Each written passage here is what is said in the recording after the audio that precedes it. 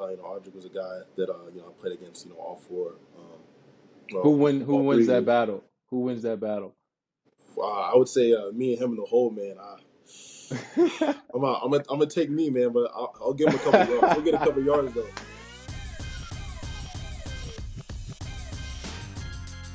What's going on, guys? Welcome to the MOGL podcast. My name is Brandon Wimbush, uh, former Notre Dame quarterback, as many of you guys know.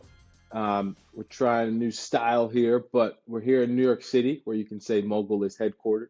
MOGL is one of the leading name, image, and likeness operations software in the country today. We have a special guest on today, someone that I've known for almost 8, 9 years now, which is crazy. A youngin, special guest, um, very respectable parents and family that I love out of New Jersey here. But before we get started and jump into the podcast, I want to make sure we wish everyone a happy holiday season. I know this season can be tough for some, but the MOGL team is here to support, especially the people that we work with and our athletes. I also want to give a big shout out to one of our brand partners at MOGL, Liquid IV. They've done some phenomenal things and achieved some phenomenal goals working with our college athletes, hiring over 5,000 of our athletes and accumulating over 10,000 pieces of awesome social content. Liquid IV is one of the best hydration products out on the market today, and I'm excited to myself be a Liquid IV athlete, even as a former guy who couldn't take advantage of NIL. So if you want to get involved and you want to work with college athlete influencers, please don't hesitate to reach out. But back to our guest, RJ Oben, who has been a standout for Duke, the Duke Blue Devils these past 4 seasons, racking up over 23 starts, 10 sacks, 1 interception, 5 caused fumbles, and much more over a 5-year career down at Duke. But now, why I wanted him on this call, obviously, again, we go back. He went to St. Peter's Prep, where I graduated.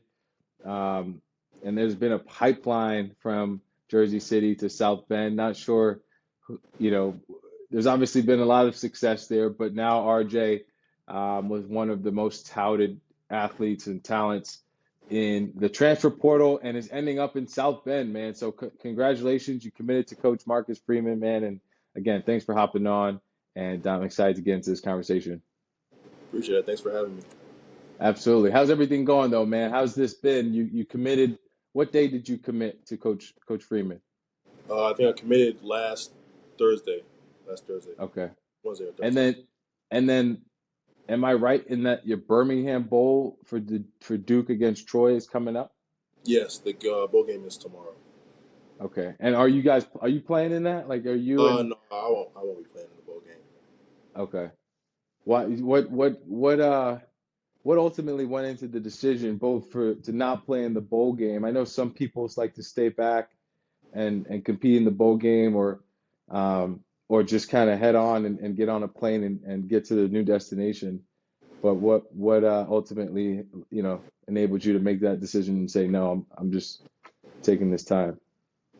Yeah, well, with the recruiting process, how everything was kind of moving crazy and moving fast, and obviously, we still had schedule in terms of being able to working out and stuff like that. Obviously, head coach left as well, so everything was kind of buzzing over here, and I don't know, I just feel like I wanted to take the time to spend much with my family that's down here.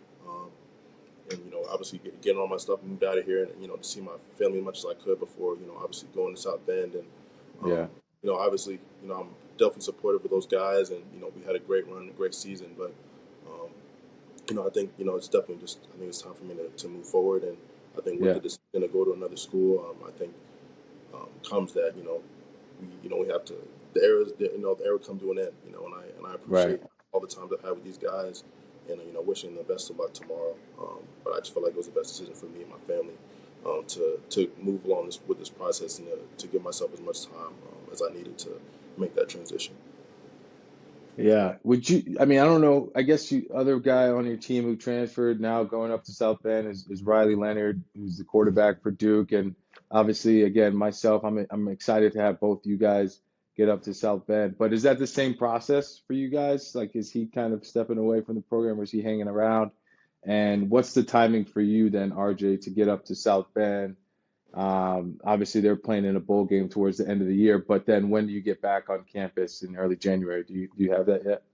Yeah, I mean, I think Riley's in a different position. I think he's at the boat site because he's actually from Alabama, so he's in the area, so he's able to Okay. be with the team. But I think yeah, I'll be in South Bend either the 10th or 11th once I figure out this lease. In terms of my, Okay. but yeah, I'll go home tomorrow. I'll be home until up until like the 10th or 11th of January, and then we'll get started getting it rolling. Jersey boy. Yeah, I love it, man. I mean, there's so much to talk about with Jersey and the pipeline that some of the stars currently, and then hopefully future stars with guys like Steve Angeli coming from Jersey. But for you, again, I have so much respect for your parents, so much respect for you, your brother, and what you guys have accomplished. Smart family, right? I don't think you guys went through the transfer process without giving it a lot of thought, right? Of course. Um, and like you said, the head coach Mike Elko left, took a new role down at Texas A&M. Um, I think the ultimate thing here is everyone's doing what's best for them, right, RJ? So what went into that decision for you to say, all right, I'm going to take my last year of eligibility and play it in South Bend and with Marcus Freeman instead of staying down in was it Durham? Yeah, Durham, North Carolina. So a lot of things went into it for me. I think going into the season, I felt like if I had a great season and did really well, I can propel myself to being a high pick in the draft or however just maximizing those chances to play at the next level. Kind of towards the end of the season, the season went well, but I feel like I could have done more. I feel like especially with having another year and with the way the transfer portal works now, and being able to go into the program actually and being a recent graduate, I feel like I can put myself in a position and find the right position and be on a bigger stage in order to come back and really project myself even higher. But at the same time, start on grad school, something that was important for me. Just develop myself and have those slight patches that I feel like I can improve on as a player. Obviously you feel Yeah, that there was a couple of things I could have developed, and I think the last 2 years with a lot was developing and trying to adjust with the new staff, new coaching staff, and new scheme, new defense, and I think yeah.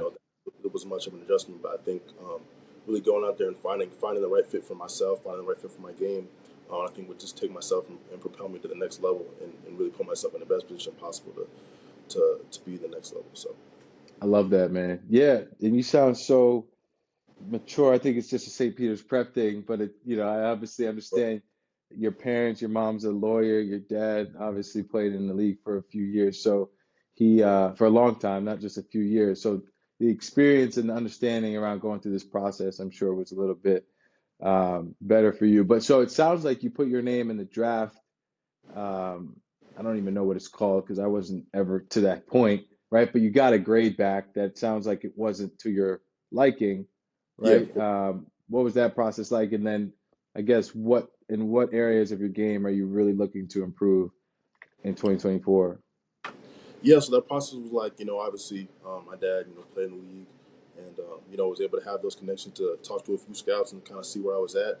And, I feel like I was in a good position, but, with the league, unless you feel like you're, guaranteed a good position coming out, guaranteed, one of those, that starting contract, that signing Yeah. bonus, all those things, play into it. Unless I feel like Now my you can position, go get more and money. yeah, Now you can go get more money from a collective, right? Who's supporting a right. specific So, program. So of course. So having that security, especially coming back for another year, feeling like with the state of NIL and everything, being able to be financially secure, but then also just improving as a football player. So just having a year to just work on my development, work on things, and just like getting better in the run game. So I wanted to improve on just being a more of a dominant fourth. I think I've done tremendous things in the pass rush, but I think balancing that out, and I think it's always an emphasis point of emphasis for myself. yeah, Being a more balanced and consistent player, consistent get off. I think I do a good job working my hands, but just refining those tools as much as I can. Having a developed and refined rush plan is something I started to really focus on this year. I think I can really take that to more strides next year with yeah. another year. college. So Yeah, and I mean, so the other thing that we have in common, RJ, here is Coach Elko was at Notre Dame when I was there for 1 year. He's also a Jersey guy, right? So I know he's a defensive-minded guy, and I don't know if that went into your original decision to commit to Duke, but speaking to your father, I know you guys are high on Al Golden, right? So, I mean, can you speak to what Mike Elko did for you down in Durham and how that defense, was good for you, and then what you're excited about to go play in Al Golden's defense? yeah, so well, first I'll say when I first came in, Elko was only there for 2 years for Okay. my redshirt senior year and Does he my call freshman the year and freshman defense sophomore. though? Sorry to cut you off. Is he one calling the defense down there, or Yeah, yeah, he was? yeah, Okay. it's pretty much it's his defense, the same defense they had at Texas A&M. So, I came in with Coach Cliff and Matt Gray was the original running the defense under him. We had two guys, Victor Chris Rumpf and Victor DiMKG, who both draft picks at my position at defensive end. I'm learning a lot from those guys, and being explosive, and learning a lot from Ben Albert, who also has connections to Coach Al Washington, which is Hmm. another big decision why I decided to go to ND. But starting from then, and then when Elko came in, just really just reestablishing the culture, I think was something that I really appreciated from him, and having that continuing that greedy mindset of just buckling down on defensively and really strangling these offenses, man. And I really appreciate that and love I that don't like mindset. to hear it, but I get it. I get it. I Right. don't like to I hear it, but think I get I it. think Coach Golden, does that and so much more. At the highest level, for him to have the track record that he has, having a top five defense this year, working with the Cincinnati Bengals and in that Super Bowl championship, Super Bowl run, Yeah. that pedigree and speaks for itself, and to be able to be part of that is something I'm really excited for. Yeah. I mean, I almost forgot about him in the Bengals in the Super Bowl run, right? So his mind, obviously, he has one of the best minds as a defensive coordinator in the game, and so does Marcus Freeman, right? He comes from Cincinnati, has a Of course. great background, was leading, Notre Dame's defense. So, um, and then his ability to recruit, right? RJ, I think we saw that this past recruiting cycle where all of the commits in the 2024 class committed and signed, right? Which is like spectacular and unheard of in today's world of recruiting and transfer portals. So, what about Marcus Freeman, um, spoke volumes to you? And obviously, him being, I'll let you speak to it, but I know him being a black head coach and, weighed into the decision. But anything else that you guys considered there? Yeah, well, I think the biggest thing that first jumped out to me about him, just when he first became the head coach, and obviously that I had a lot of former teammates from high school that were playing there, and seeing how excited those guys were, how excited the whole unit was that he was going to be the head coach and being promoted from DC to head coach. Just having a head coach that the guys want to play for and the guys are passionate about is something that's really important. I think for first and foremost is something that really stood out to me, and obviously being able to play for a black head coach. I spoke to him, about that, about being a black coach at Notre Dame, and the insight he was able to give me just in terms of like being able to still establish the culture, and still establish Yeah, and really carry that out and bringing guys in that they're able to buy into that. And, regardless of, color or whatever the circumstance may be, guys that are, able to come in and really willing to play for each other and, put, Notre Dame forward and everything they do. And yeah, I want to exemplify that. yeah. A winning culture at that, Of right? course. Of course. Um, have you ever played for like a non-players coach? I think I'd call Coach Freeman a players coach, right? A players type coach. I don't know what you would, signify it Uh, as because he comes in and you see the videos of all the guys being like him getting hyped, him doing the right. videos that he did with Audric Estime, and um, I don't know. What would you say about that? Have you ever been under a guy who's kind of CEO versus players coach? Yeah, that's the most exciting part about it. I don't think I actually have. Cutcliffe, when I first came in, he was on the the later ends of his career. Yeah. He's a kind of an old guy. Elko, he's starting his head coaching career, but he's an older guy as well. Having a young vibrant coach, you kind of see that more on the DC OC side of things, but or maybe position Mm, group, but never as a head coach. And I think seeing that is going to be very it's gonna be a great run. So I'm excited. Great vibe, great culture. I love it. And then you spoke about some of the guys that you either played with, played against in high school. Who are some of those guys, and what did they have to tell you about, the state of the program in South Bend? Yeah, so I would say, big guy Audric. Audric was a guy that I played against. All four, Who all wins 3 that years. battle? Who wins that battle? I would say me and him in the hole, man. I'm gonna take me, man, but I'll give him a couple yards. He'll get a couple yards though. Dude I is think I like can't do that. this. He's like Yeah, this. he's a huge Yeah. guy, man. So I would say him, Howard, another guy that was on that team as well. I talk Oh, a so lot of St. Joe with him. Howard's St. Joe's as well. I forgot about Yeah, that. Howard Yeah. was also St. Joe's. So I've known Howard since my freshman year. We came into high school together, came into college together. And I think he taught a lot to me about his decision to come back, and I think that just gave me great confidence if he felt like this place and this the culture and the people here, or people at Notre Dame, or people that he wanted to felt like he could further himself and get a lot better and really excel. And I feel like just trusting him and knowing the guy that I grew up with, and being able to play alongside of him, and he had a tremendous season this past year, was great as well. I would say Javante John Baptiste. He went to Bergen Catholic. He was a year ahead of me coming up. We played the same position. Yeah. Seeing him go to Ohio State and the things that he was able to do there, and then come to ND and really transform his game, and the strides he was able to make, and Coach Washington showed me a lot of the strides they were able to make with him, and the Yeah. production that he was able to increase, and he was telling me a lot about he was kind of in the same situation going into his 6th year. Telling me about that transition for him, and how it was one of the best decisions he's ever made. So hearing a lot Yeah. from him give me that confidence as well. Yeah. I love that. And then you spoke about Howard Cross Jr., right? And you and your dad and his father played together in the Yeah, NFL. What yeah. team was it for? The Giants, Chargers? It was the Giants. Giants. So now you guys are reunited family wise. Well, what's that conversation like? Have your father's connected again on it? What are they Yeah, talking man, it's about? crazy. It's funny because there's a picture when I was growing up. My dad always had a picture in his office of him and Howard practicing together, and they took a picture after practice for the Giants, and always seeing Yeah. that, and that was like an iconic image that stayed in my brain, and being able to generation down, be able to play with him, and such a big stage for such a great university is it's unreal. Yeah. I love that. I love that, man. Um, and you speak a lot about your personal game and development. Um, like did you always grow up and I mean even through high school, was it always about like technique and fundamentals for you? Or was it just about, all right, I'm a freak athlete, I'm 6'6"? Like what went into your mindset around playing this position?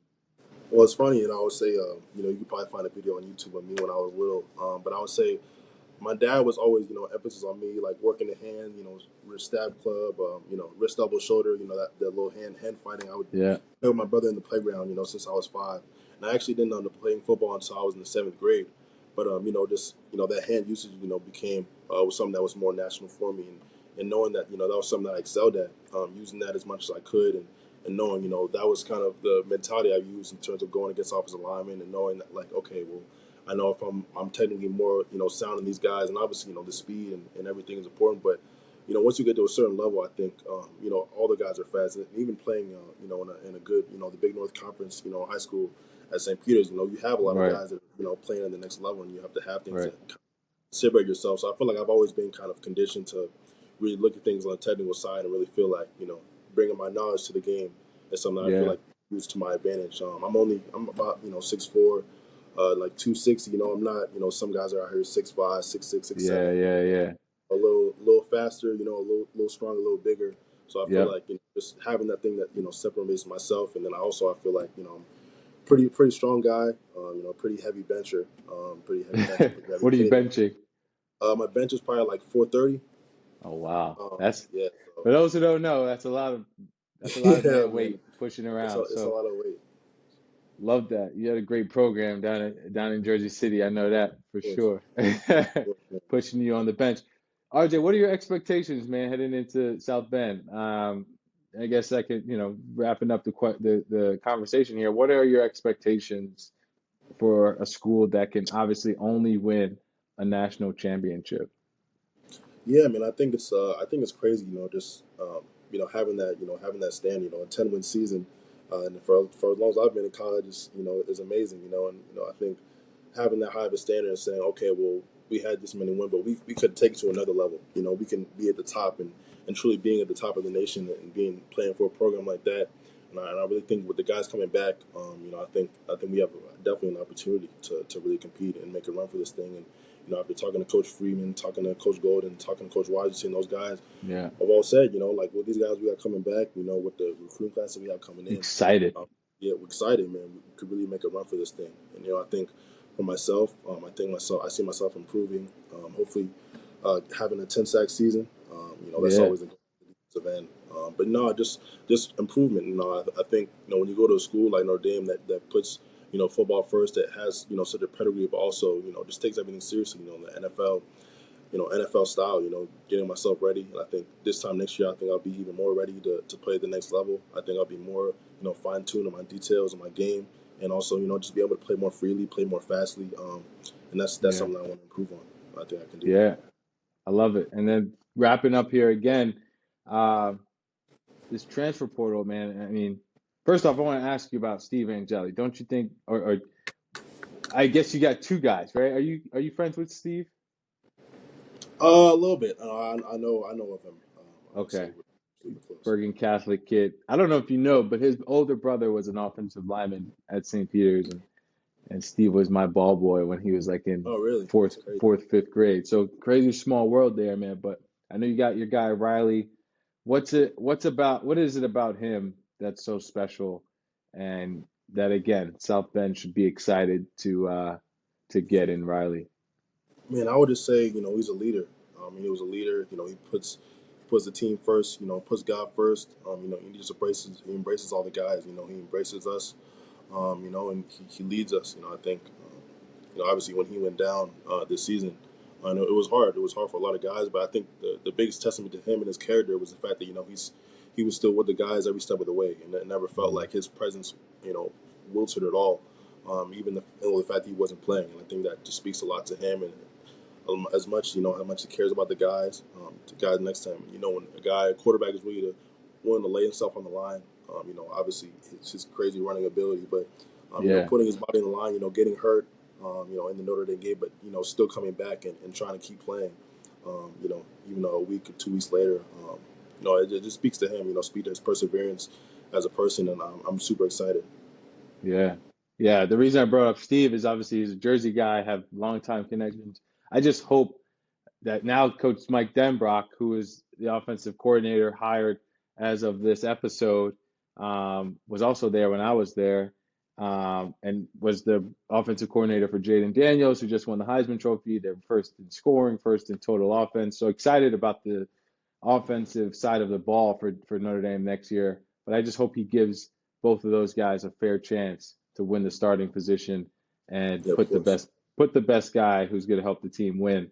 Um, and but no, man, thank you so much for joining the podcast, RJ. I'm excited, man. I'm happy we've been able to reconnect here. If there's any advice that you'd give to someone um, going through the transfer portal or even making a decision from high school, right? And with all these additional factors to consider, what would it be if you had any piece of advice? I would just say, there's always a core list of, a checklist, things you got to cross off. And I think don't make the decision for the wrong reason. Don't make the decision. Don't always chase, what school has the most money. Don't always, chase, what school has the most, what's going to be the funnest experience or, go there to get lit or turn up, but, and obviously, you got to really understand who's being genuine with you and who's really being truthful in the things they're saying and, really going there and scoping out. But, when you can look coach in the eye and really trust that he's going to put you in a good position when you can trust that he can really develop you or not even a coach but just a program, just a system. Can you really see yourself being there? Can you see yourself putting on that jersey, and can you really see Yeah, yourself being a part of that culture and not only doing it for yourself but the guys around you? Is it a good environment? Is a school, is a classroom? You got to look at all those things. I think one thing I didn't look at it much when going on my college decision was like the different programs they had in terms of academics. I think that was something that I could have looked at more a little bit more. And obviously, I went to a prestigious school like Duke, but I didn't really know much going in about what it was, what it was really going to look like, other than the fact that it was a Hmm. good school. So I think considering all those things, just it's all important. I think don't ever compromise or feel like you got to compromise a part of the things that you want to go to certain schools, especially with the transfer portal and everything now. I think the Yeah, guys are able to look at all their options. And I think with the way things are now, you have an opportunity, and don't be scared just because the school is you know certain however way, or it's not yeah, yeah, yeah. area, or less in the middle of nowhere. If it's Right. if it's the right situation, if it's the right situation for you, I would say just to take that, and always take advantage of every opportunity. Yeah, definitely be looking out for yourself. I think that's kind of where we're at today, and I still think there is value in commitment, but with the mechanisms that we have as athletes in college today to do what's right for us, I think it's important. Of And course. I think you have a spectacular advantage of having the support system that you have, man. So obviously, I know you're grateful for that. And but again, thanks so much, RJ Oben, for joining the Mogul podcast. We're excited to support you. Obviously, I'll be in South Bend a few times next year with the Mogul squad and doing name, image, and likeness things on big levels. So um, you can find this episode on YouTube, all social platforms, all podcast platforms. And if you need to get in touch with us, we're at Mogul on Instagram, at Mogul everywhere else. Um, where can the people find you, man? My Instagram, RJ underscore Oben. Twitter are the same. Twitter's the same. I'm on TikTok as well. RJ Oben. But yeah, that's pretty much it. Love it, bro. Well, thank you so much, man. And God bless. Happy holidays. You as well. Appreciate it.